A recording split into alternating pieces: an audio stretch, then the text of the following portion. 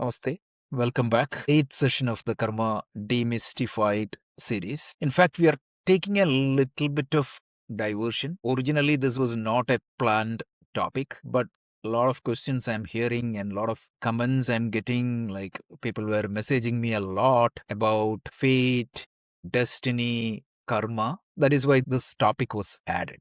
So this was not in our original plan, like we had sessions, but I think it is very important, especially the messages I'm getting. At least 4-5 people messaged me about one shloka of Bhagavad Gita, which confused them a lot.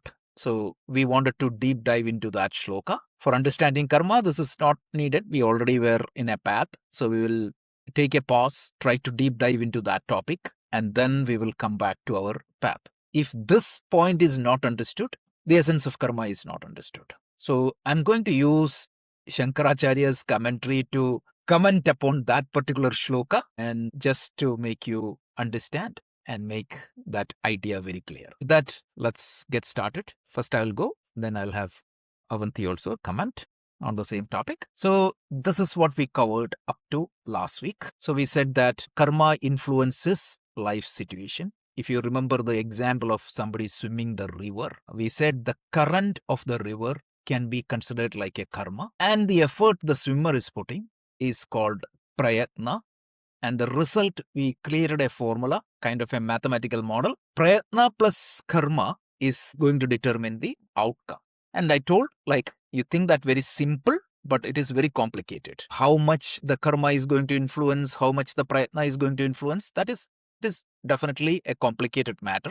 But in the Bhagavad Gita, Krishna is going to give you a good formula, a good solution. Even the karma is not that conducive. So that is what we are going to talk in our next class. But at least understand that karma plus prayatna is equal to result. Prayatna is the effort.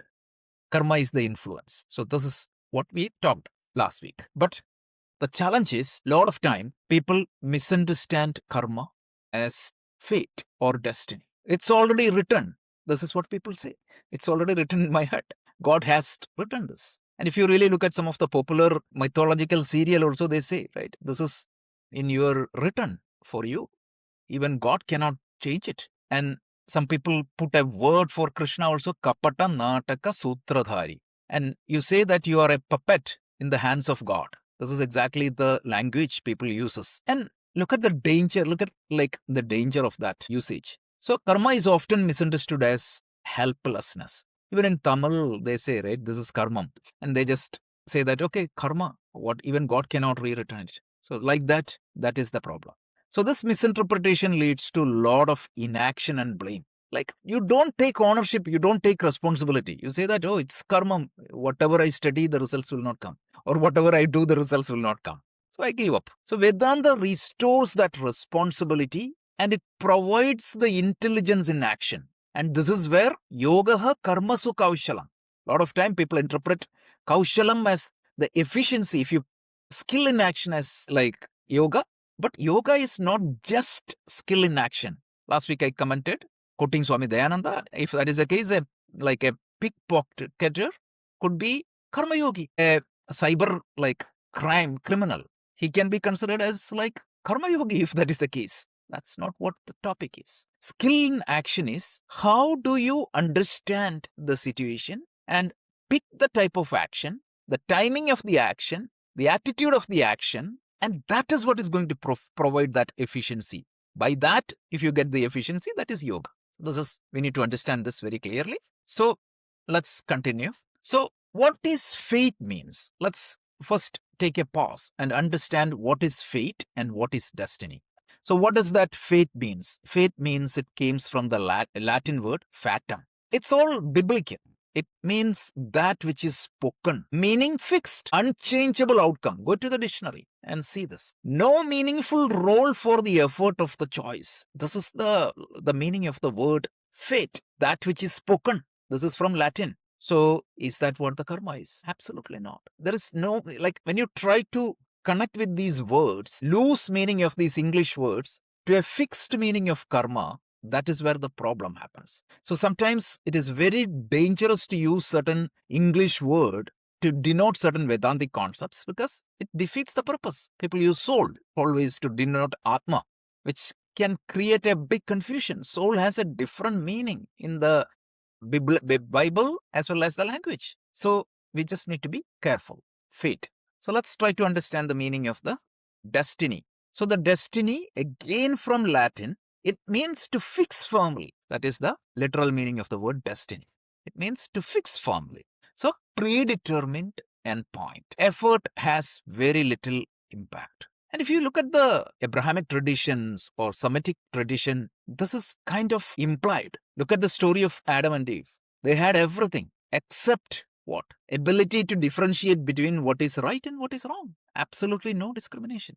So the word destiny means it's kind of predetermined and you don't have much choice to alter that. This is where the confusion comes in. And when you try to put that instead of karma, when you try to use this as synonyms of karma, that creates a bad negative meaning and it creates an escape route and it gives something else to blame. Vedanta never says that put the responsibility on something else or somebody else. Vedanta always tells to take the responsibility by myself.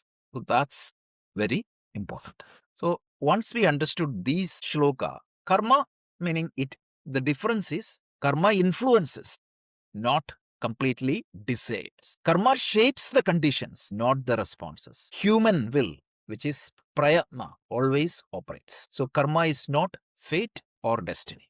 This is very important. So now let's go to a verse in the Bhagavad Gita which created all this confusion. People often misquote and say that you are just an instrument in the hands of me. And the line before that, even more confusing. These people are already killed by me and you are just an instrument. This is often misinterpreted to support fatalism. So this requires a careful interpretation because otherwise this can create confusion. So whenever we have confusion, we have to go back to the master. He has already done the job for us. So let's try to understand. This is the 33rd shloka of the Bhagavad Gita, chapter 11. So the first point, this shloka implies that there is fatalism. What does that mean? Whether you fight or not, their future is already determined. They are already killed, right? Whether you choose to act, not choose to act, they will be killed. So, nimittar matram, you are just an instrument in my hand. So who is let's say that I am using a computer to do a job. Who is the performer of the action? Is the computer or me? I have the sense of doership. I use a tool, I use a pen to write something. If the handwriting is good, whose benefit? Of course, the pen has to be good to write, but if the handwriting is good, whose merit it is? And if the handwriting is not good, whose demerit it is? So if I follow this shloka literally, what does that imply? Let's try to see. So Shankaracharya identify 5 logical holes, 5 logical fault in that interpretation. So we will see that 5 and then we will try to see the actual meaning and then we will recap. And next week we will see, once this doubt is cleared, next week onwards we'll just go ahead and try to continue.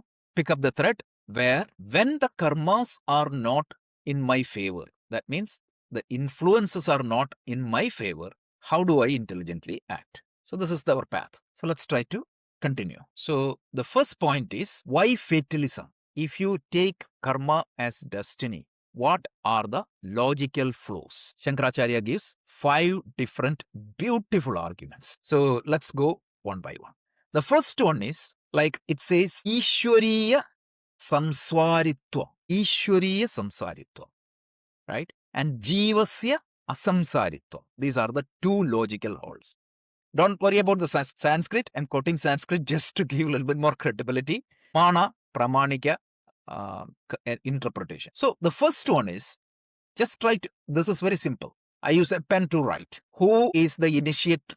Who is the karta or the performer of that action? Is that the instrument or is that the person using the instrument? If I am only an instrument in my God's hand, I do not have any choice, then who is responsible for all the actions in the world? Think about logically. God. So that is what Shankaracharya calls it as Ishwariya Samsaritvam, if you take. And then, if I am only an instrument in God's hand, Jivasya asamsaritam. Jiva is not bound by the law of karma. This is the two holes, logical holes Shankara tells. Then what happens? He tells there is a dosha for the God. What is that? Then who is responsible for all these things happening in the world? Apparently, everything, all the suffering, all the thing. If God is the karta of everything, and you are only an instrument, who is responsible for all these kayas? Ishvara. That is logically not correct. So the first one, second one, third one. The fourth one also he tells is Ishvara becomes partial. If every karma Ishvara owns and the jivas are helpless or jivas are instrument in God's hands, then God owns all the karma. And then who is responsible for this apparent difference in this universe? Some people are lucky, some people are unlucky. Swami Vivekananda loved this portion. So in his paper on Hinduism, he said like this cannot be explained by anything other than karma. And if you tell that it is just the will of the God, I don't believe in that God. This is exactly the word he has used. Reference, his paper on Hinduism, maybe the first paragraph itself, he talks about that. Then ethics becomes meaningless. Meaning I'm only an instrument. So some people does bad thing. What is the meaning of ethics? If I do not have any self-power, willpower, or ability to contribute something, or ability to do something, what is the role of ethics? So these are the 5 logical holes Shankara tells. Human conflict becomes impossible. Human conflict becomes impossible means what? Conflict, when you encounter conflict. Swami Dayananda tells, right from the alarm rings in the morning, the conflict starts. Your mind will say, sleep, but your will say, get up. From there itself, if I am just an instrument, there is no role in that conflict. I cannot alter any path. I cannot do any path. These are the 5 points Shankaracharya uses to dismiss this argument. So let's continue. Now, will, choice, conflict, paradox. So this is often discussed as a logical sequence. Choice exists only where the will exists. If there is no will, meaning there is no choice. I'll be acting only in the predetermined way. If it is destined to act, I will be acting only in the predetermined way, and the choice or the will not have any relevance or significance. And human life, as you know, it's full of conflict. So that conflict will not have happened if everything is predetermined. And the conflicts proves that there is a presence of will and I can go in that direction. What is the pramana? So often we say, Krishna tells, so Arjuna tells, right, it is very difficult to conquer my mind. I can conquer the external enemy, but it is very difficult.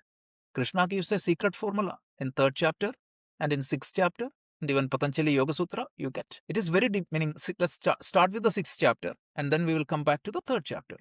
So 6th chapter, Krishna tells what? Indeed, it is difficult to conquer the mind because it is difficult because the karma influences are there. It is not, I'm not saying that it is going to be an easy path, but it's not the end of the world. You have choices. And he tells, Teya Vairagyena cha.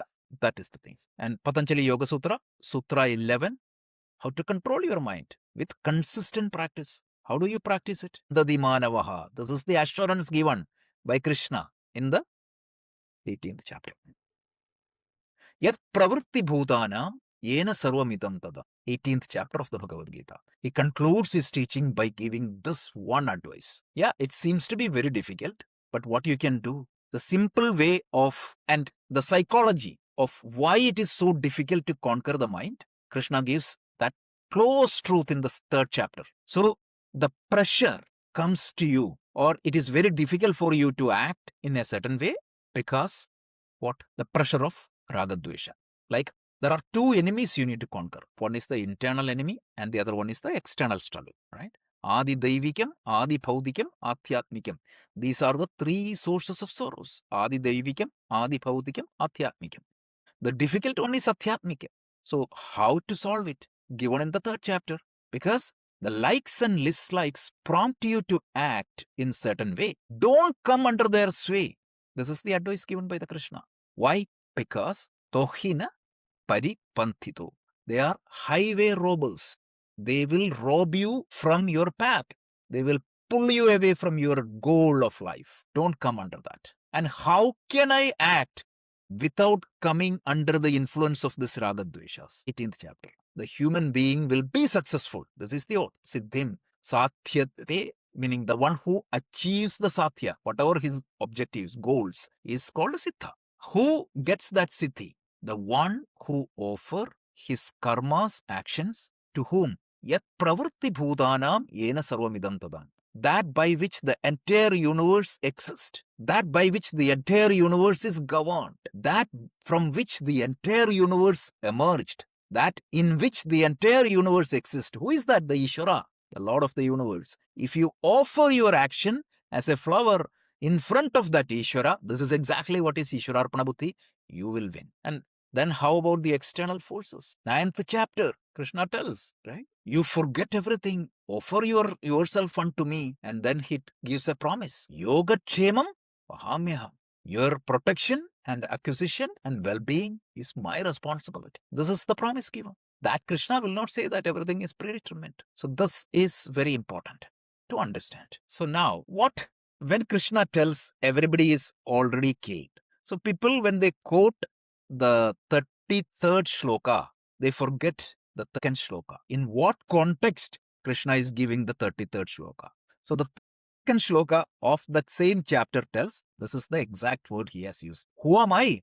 He tells, right? I am so many things. I am this, I am that, I am that. Before telling this, everybody is killed by me, he tells, who am I? He identifies himself with time. So that is what the basis of the interpretation of the 33rd shloka.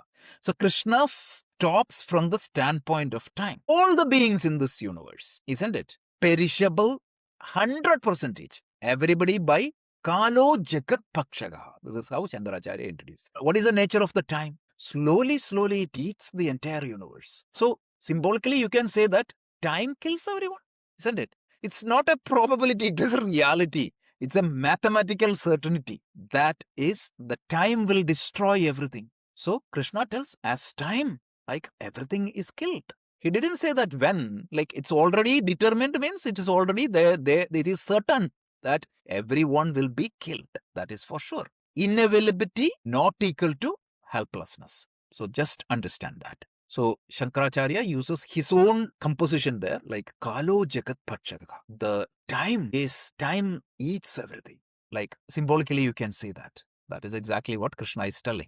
And if you read the 11th chapter, this is exactly the previous shloka. So context is very important, right? So even in AI, in the modern AI, there is something called context engineering. If you want an AI to give you correct answer, you have to engineer the context, and that is going to be the modern day skill.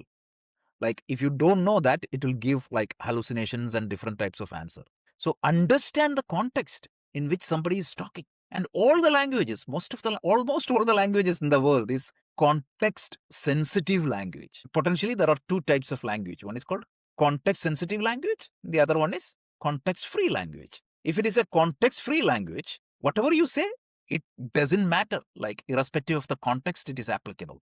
But we know that Sanskrit or English, artificial intelligence, very much common to artificial intelligence. So the word just, you go to dictionary. How many, meaning just because of the word just comes in, how many times it can be interpreted? The bank, it could be a bank where I go and deposit money. It could be the bank of a river.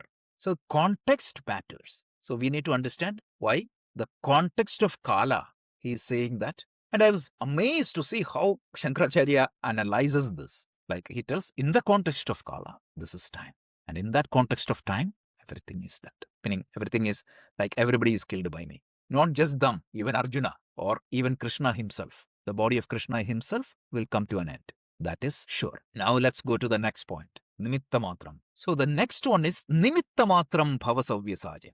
That is another confusing word. So Krishna does not deny our will. So he is asking Arjuna and all of us to drop our raga dvesha.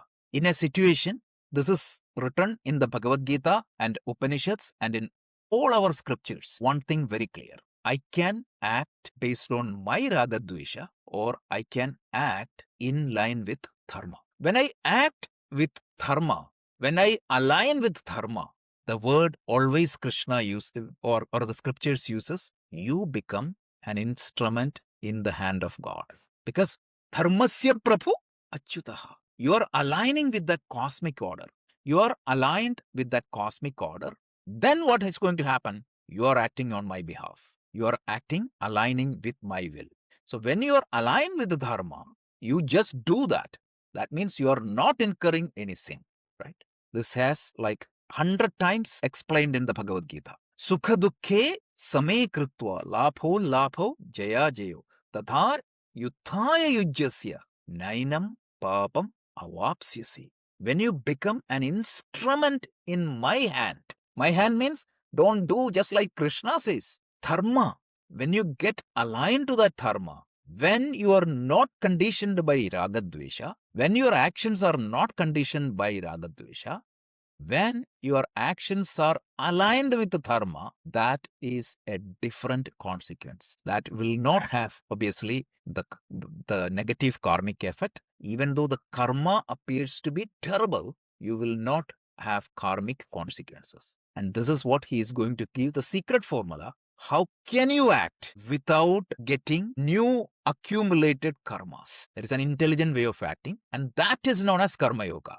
When you act in line with karma yoga, you are not going to be bound by the karma you are doing. So the effects of new karmas coming to you will be reduced, and your actions will be aligned with the dharma.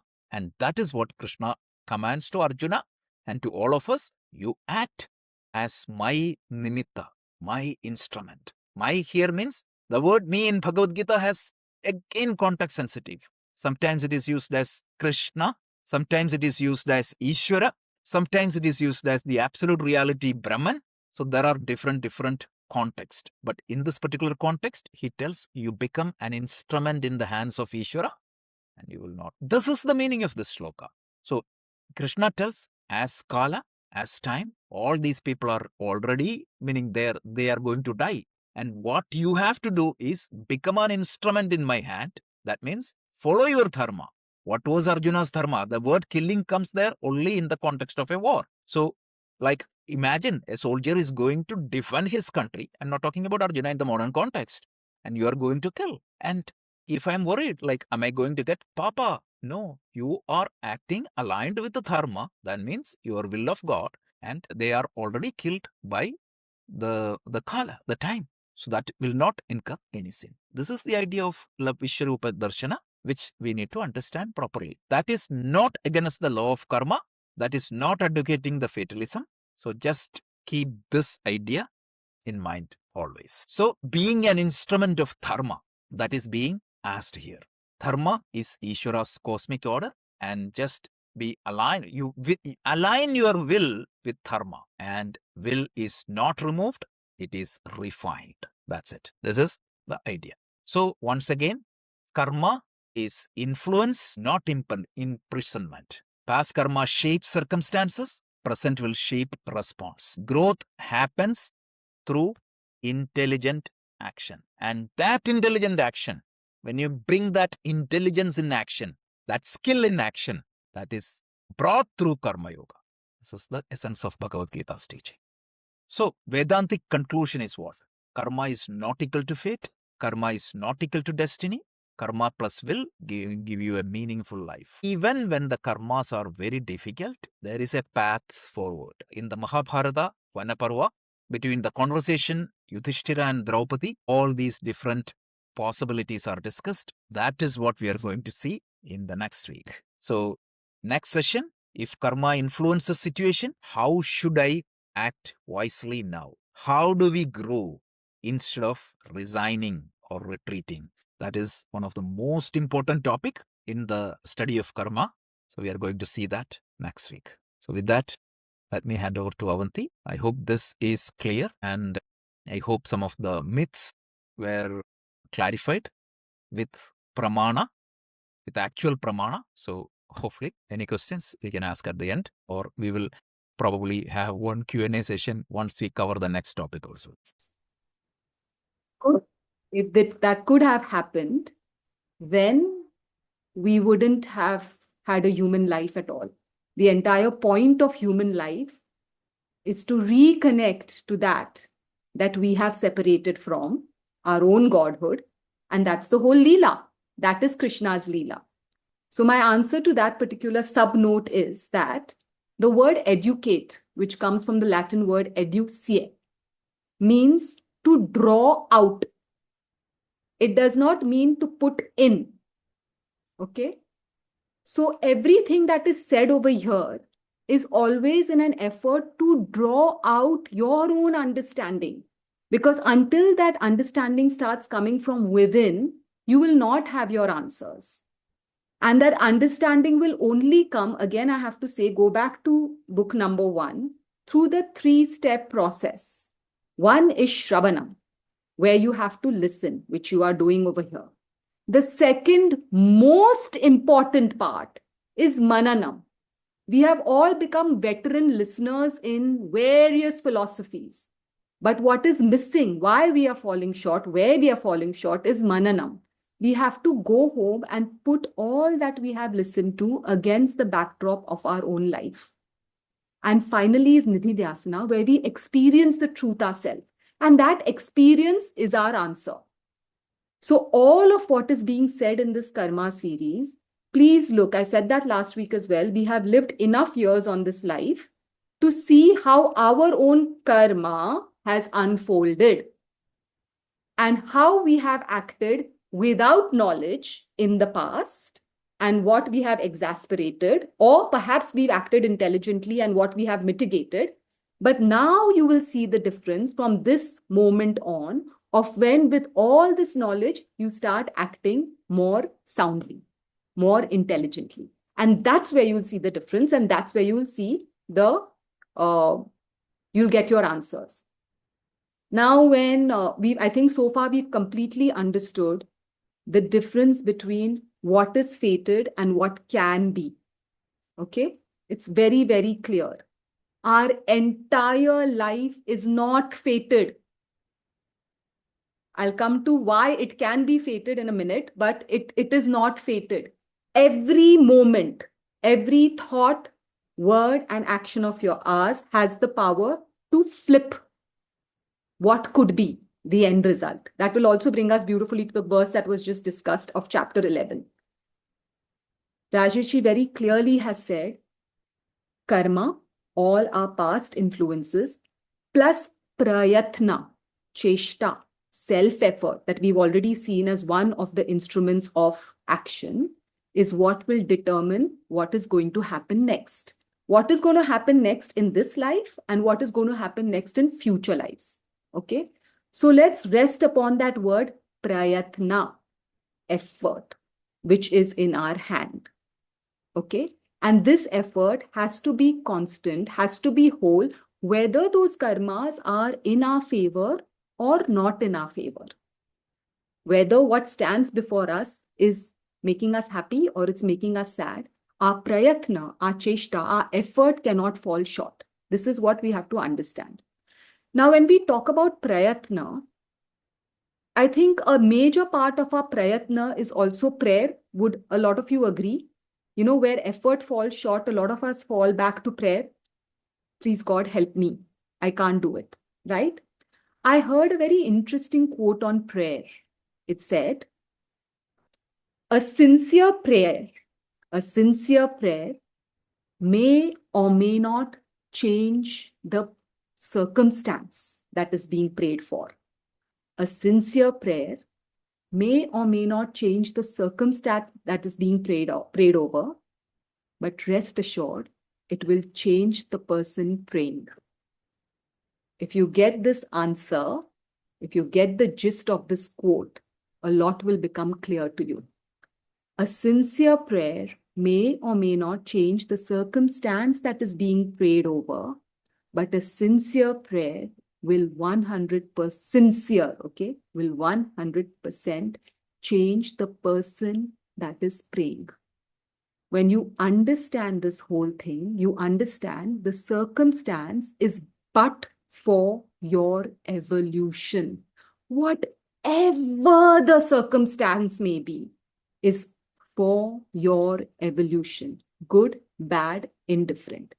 If through that circumstance, if through your prayatna, if through your prayer, you have changed, that karma is fulfilled.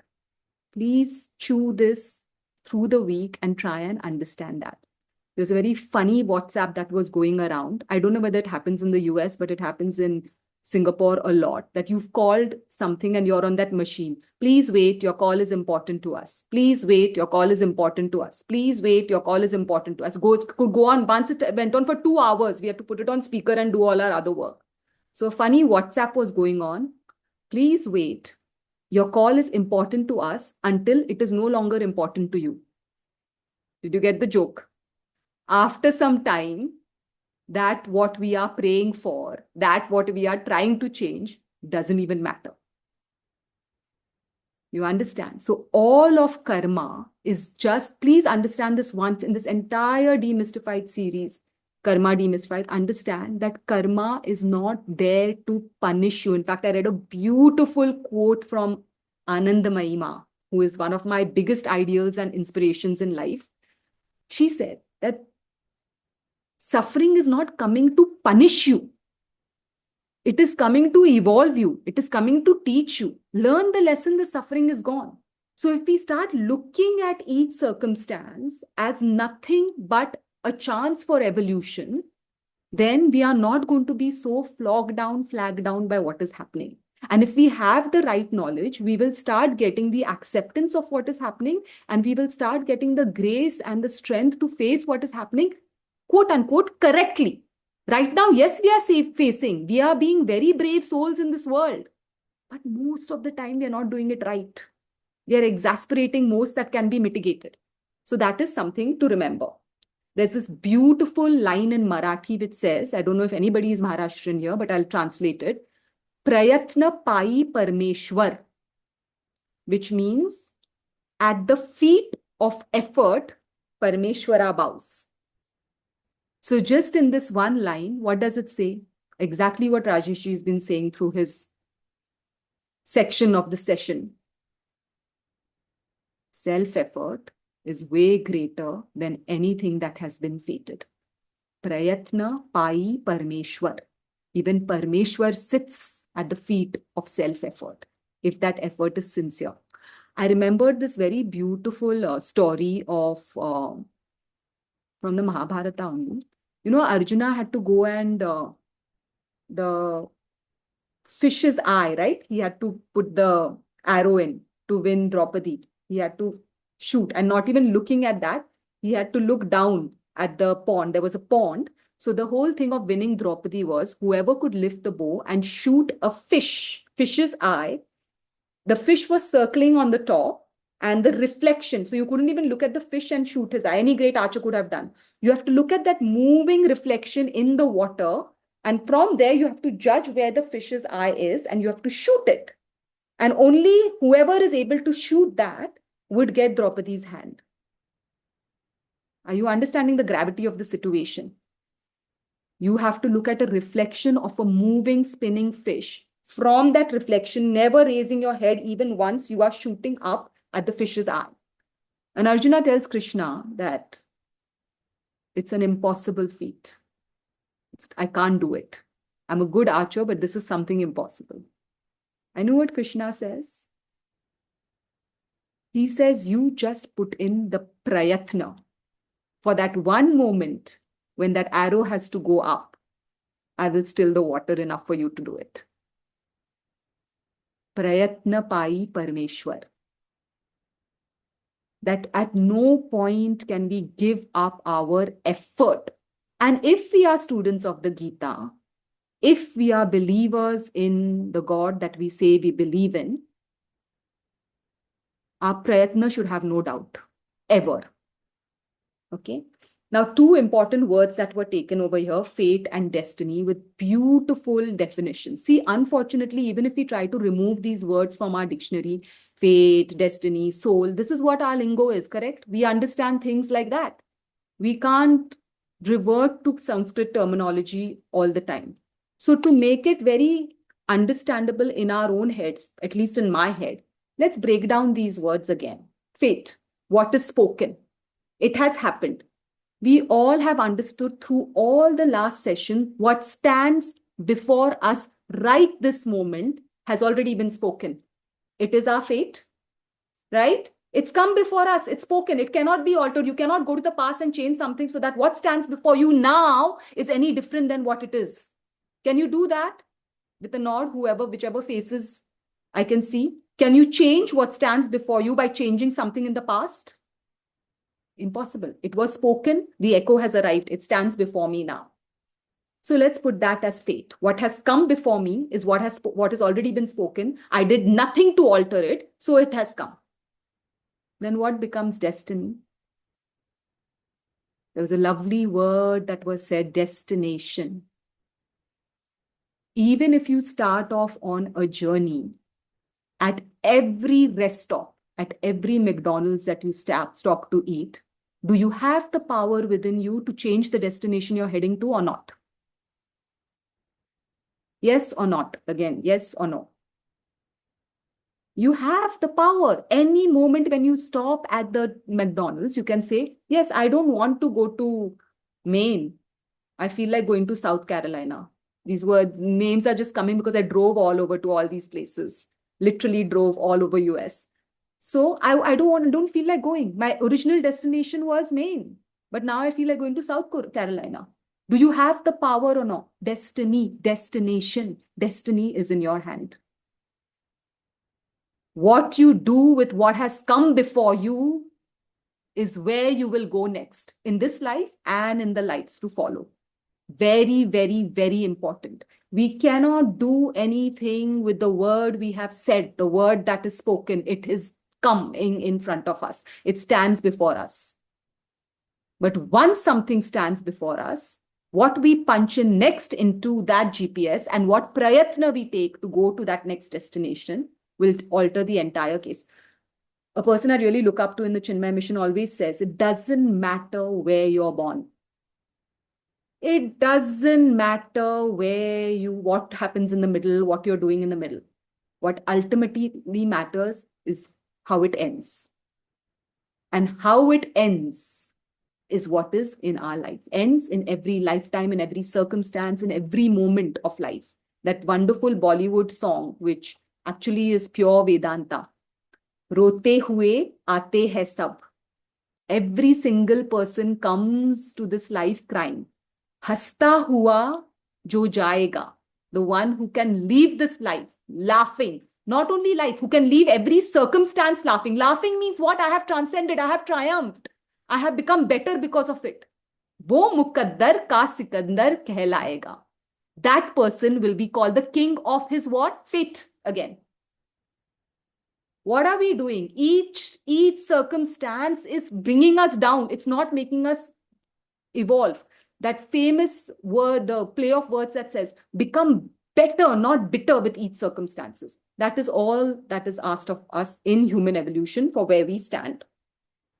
Now, when we talk about verse number 1133, the chapter 11, verse number 33, the most quintessential verse in the Bhagavad Gita, I would say, most misunderstood, as Rajesh properly said. He says all these people are killed. Yes, time in the end, everybody is killed. There is no doubt about it. But in this particular section, I want you to just rest a little bit more. Okay? When Krishna so authoritatively says these people are dead, there's no redemption. He actually means no redemption. Although he might be meaning that in the scheme of thing, in the kal of thing, they are going to die. These particular people, Duryodhana and his gang, the Kauravas, they are dead. He unequivocally says that. Why does he say that? We have studied this so well in the lessons preceding because of the cause and effect theory. When some cause has been put into motion, there will be a particular effect. If you are an alcoholic and you're drinking and you're drinking and you're drinking and you're going to the doctor and the doctor looks at your liver report and says, sorry, dude, another 10 years of this and you are dead. Unequivocally, he says you are dead. Why is he saying that? Because if you carry on in this trajectory, that is where you don't need Einstein. You don't need the Shastras to say that. Correct? You are just going to head in that because that cause is not being altered at any point. Now, when you take the Kauravas, please understand they were given a fair chance. They were given a beautiful chance. Krishna went to Arjuna and we've said this in one or two or many of our classes, went to Duryodhana and he said, why are you doing this? Do you not know this is not right? Do you know what is the right thing to do? And Rajeshi says it beautifully in Sanskrit. I have to learn up that line. We'll ask him to say it after if he can. But what does Duryodhana reply? He says, I know this is wrong, but I cannot stop myself from doing it. I know what is the right thing to do, but I don't feel like doing it. Now, when he's not going to alter his course, when Sanjaya is dropping hints after hints after hints after hints to Dhritarashtra, please stop this war. When neither of them are ready to stop this war, what is going to be the end result? They were unrighteous. They had to die a miserable death, and that would happen. Krishna says they are going to die anyways. Because forget about man allowing this nonsense. God himself will never allow unrighteousness to go beyond a certain point. It is not possible for unrighteousness to rule beyond a certain point. So they were going to die anyways because the cause was not altered. Now, suppose when Krishna went to Duryodhana and said, this is not right, and Duryodhana said, oh my God, I've understood my mistake. I'm sorry. I don't want to fight this war. Or Dhritarashtra raised his hand in between Sanjaya's narration and says, stop it. No more war. There would have been a completely different end result, right? So what is the key tip over here? If in our particular life, there is a certain way that we feel our life is heading, if we are able to change course in between, that end can be completely altered or at least majorly altered. That is what he meant by saying that the cause is not being addressed. The cause is not being rectified at all in any way. And they've been given a chance to. We all, every single day, we don't have enough time. But I'll tell you how every single day we are given a chance to change what is taking us down the drain. So very important to understand that. Nimitta matram. Again, please understood, beautifully explained. Nimitta matram in the hands of dharma and all of that. But please understand this one thing. Nimitta matram, not of God, but nimitta matram, to merge into God, to become God. When consistently, there's only one statement of Krishna, I've got goosebumps saying it over and over in the Bhagavad Gita. Come to me, merge in me, give it all to me, become me, you are me. Me does not mean Mr. Krishna. Mr. Krishna had a birth date and a death date. Me means your own self, your own Atma. So when Krishna says over there, nimitta matram, look, this is an unrighteous war being fought in front of you.